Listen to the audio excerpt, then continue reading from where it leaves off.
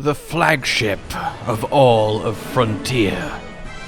An armor-plated rose in dragon form, dripping with noxious poison, and with the unparalleled power of sleep!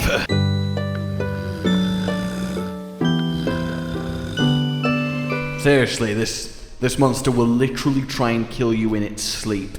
And that's actually really cool. Welcome then everybody as we talk Espinas. Quite literally the Fatalis of Frontier, and honestly a fascinating monster. Honestly, unbelievably unique in at least how it fights, and one of about the 5 monsters from Frontier I think genuinely should be in the main actual Monster Hunter games. And in fact, Espinas?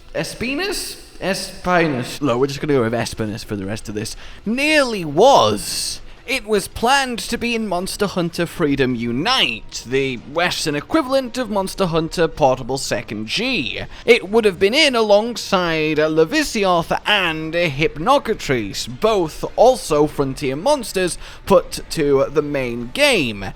Though ultimately it was decided against and cut because Frontier players were a little bit upset that the main series was getting all of their unique monsters. So that is a damn shame. The fact that it was going to be in an actual mainline Monster Hunter game, though, probably goes a long way to explaining why Espinas is actually an incredibly well-designed monster, despite being in Frontier.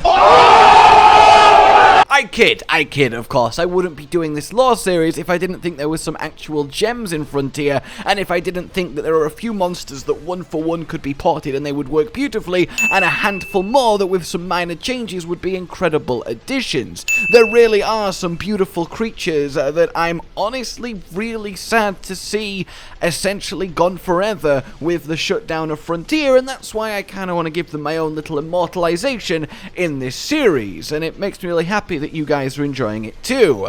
So, the Lord of the Great Forest, Espinas. It's said in ancient times he battled with an elder dragon. He, a lowly flying wyvern, eventually came out on top and won. The elder dragon in question was Kushala, the dragon of wind, the steel dragon, and let's be honest, he does not go down easy. So you may be wondering how Espinas managed to best him. Well, what is Kushala's signature weakness? Poison. So that might give you a hint to what Espinas is all about, but it goes so much deeper than that, though the poison does go very deep. Espinas is armored. He is heavily armored. He is heavily armored. He is heavily, ultimately, mega ridiculously, absolutely armored. And that is where his whole shtick begins. He is so incredibly, ridiculously, completely, utterly, unbelievably armored that he spends most of his time asleep because he literally doesn't feel threatened by essentially everything, to the point where he will stay sleeping while being actively killed by other things, because those things actively killing him before getting through his armor plating will get too exhausted and or bored and give up. That's so awesome! He starts every hunt fast bloody asleep because he doesn't give a fuck. Just leave Espinas alone, alright? He doesn't care. He really doesn't care. You will bounce off nearly his entire body except for his tail and or head, and you just have to really, well, be worthy of his attention. You have to get him up. In his sleep, he will just, go away. Just meekly move around just to get rid of you. And that's quite effective because just touching an Espinas can be a death sentence. You see those bristling red thorns? Well, he very much is rose-like, beautiful from afar but deadly to the touch. Each one of them is packed with incredibly potent toxins. And thus, every attack from this creature is going to fill you with them. And this means that even in his sleep, anything that approaches is more likely to damage itself than it is the Espinas. Indeed, one of the ways that it hunts is literally staying still and letting smaller creatures come over and through either aggression or curiosity, kill themselves against his spikes. He wakes up when he gets hungry and just enjoys his pre-sleep killed toxic meat. Like, come on! Oh, that's so cool! Eventually, though, you will get him to wake up. You will prove worthy of him to at least see what's going on. But you might think, so the fight starts then?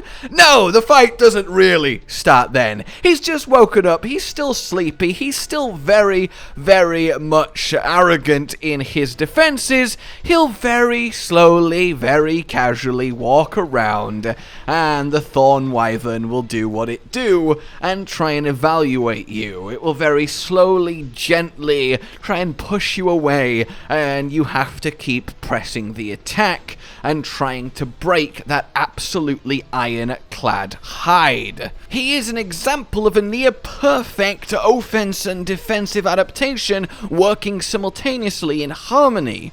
He can't be hurt because of just how dense, rigid, and interlaced his suit of armor is, but also he doesn't need to bother repelling or fighting because his oozing toxic spikes will do that for him.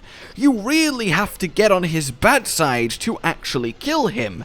And thus, one of his greatest strengths also proves to be his downfall and greatest weakness. Eventually, if you keep going, if you keep being just a real irritating little bastard of a hunter, stabbing and nicking and just not giving up, he will enrage. His scales will flush red, the anger boiling in his veins, and his shell will soften as a result. And that softening now makes him very much more vulnerable. But it's not just more vulnerable, he now becomes much deadlier. Poison bubbling, spouting from his spines, from his horn.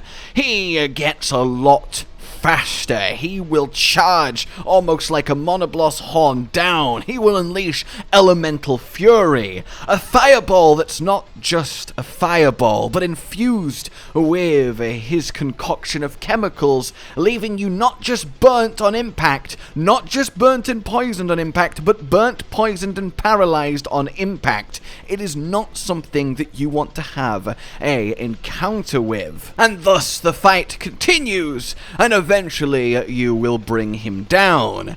And I just think that's such a simple concept, but executed so well, and it's so fascinating and fun.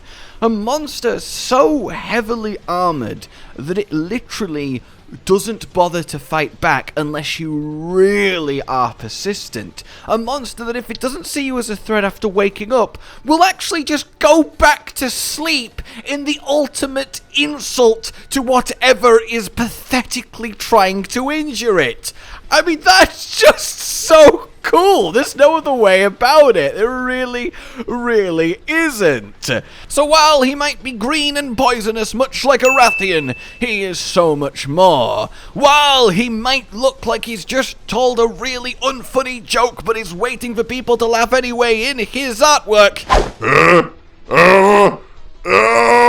he is so much more. While the fight, once he's angry, might seem, and kinda is, a very simple, straightforward flying wyvern fight, getting him there is so much more of an experience. And you see now then why he managed to defeat Kushala. He is a counter to him. Not only do the Gale Force winds essentially just break against his carapace, as soon as Kushala touches him, he will be impaled even through his iron skin and injected with that poison. And it is very potent poison. It's not just your regular poison. It lasts for a long time and is incredibly agonizing, sapping life rapidly. So yeah, Kshala wants none of that. He essentially has no way of stopping it, and that's why Espinas really doesn't care, because even Elder Dragons just can't be bothered to put in the sheer amount of effort it would require to kill one of these things. And thus the great forest where he chiefly calls home became his, and it's really quite the beautiful environment. He also, I will admit, I think does look quite cool. He's not crazily over-designed, and a lot of the time I'm like, oh, spikes everywhere. But this is literally his point. He is supposed to be spikes everywhere, that's how he works, but even then, their placement, shape, and how they're actually arranged is really cool. He really is a deadly rose, and I think that's fantastic. I honestly, from fight to visuals, really do believe he is one of the best. So there is a few more versions there. There is the Espinas Subspecies, which is just named that, kind of anticlimactically, the Brown Thorn Wyvern, and this guy just turns him up to 11. Can be found in more deserty areas, but also high atop the forest. He is just more intense. He is easier to wake up. He is easier to anger, and his chief change is in that ball of death that he can send firing at you, and it really becomes a ball of death, a huge explosion of poison, paralysis, and flaming doom. It's very, very potent. Apart from that, it is just Espinas turned up to 11. But if you want Espinas turned up to 12, there is the Espinas Rare Species. Now, Rare Species, remember, are Elder Dragon level, akin to Gold and Silver, Rathian, and Rathalos. And this guy is even easier to wake up. He's even easier to anger, to get to that proper fight, you could call it. And he also looks, I'll be honest, really beautiful. The white now scaling with the pink-tipped thorns, he really is quite incredible to behold. And he starts to go full Frontier and has just ridiculous, well, I mean, hellfire that scorches the entire arena, makes miasma seep everywhere, like these tornadoes of death that you have to wait for a gap in and then run in and attack him, and his poison is said to kill anything in under 10 minutes, which is quite intense when you think about it like that, but he really is just ridiculously crazy Espinas, and honestly, I still really like him, just because of how he looks. And I'll admit, the patches of so-called hellfire, the poison fire that he puts everywhere, do look really cool, and I could totally see this be an actual monster in Monster Hunter. I really can, and it almost was. I really think he is probably the #1 candidate to ever be saved and brought over now that Frontier has been sadly stopped. Hell, his hammer is literally his head. Not just kind of his head, not just shaped a little bit, not just using his horn, it's his head. So, we know Cotton would absolutely love that. His armor also looks really awesome, though I wish it would use more of his scales since, you know, they're so ridiculously hard to get through. You'd think he would be ridiculous in defense. His weapons, by the way, poison and fire. So, dual element weapons I actually think is something that totally could be explored in the future Monster Hunter. But just generally speaking, imagine this guy in the main series. Imagine the kind of fun you could have with a monster you know will start to sleep. Imagine the strategy you could make, the preparation. I bet there would be some super cool and creative speedruns that you could bring. So yeah, that is Espinas and his variations. There is a Zenith, but Zeniths are just ludicrous, and I mean, look at him. Like, what happened here? What? I'm so sorry, Espinas. I'm so sorry.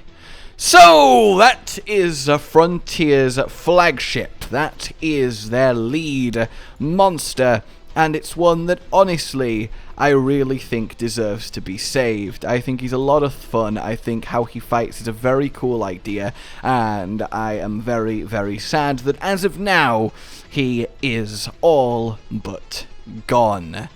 Alright everybody, like if you've enjoyed this, subscribe for more, and I will see you all very, very soon. Let me know what next you would like from Frontier. Please consider supporting the future of the channel on Patreon down below. And until we meet again, a goodbye.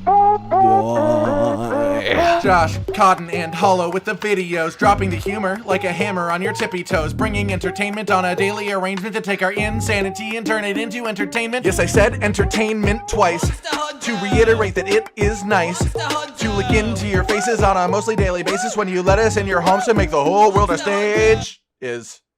Goodbye.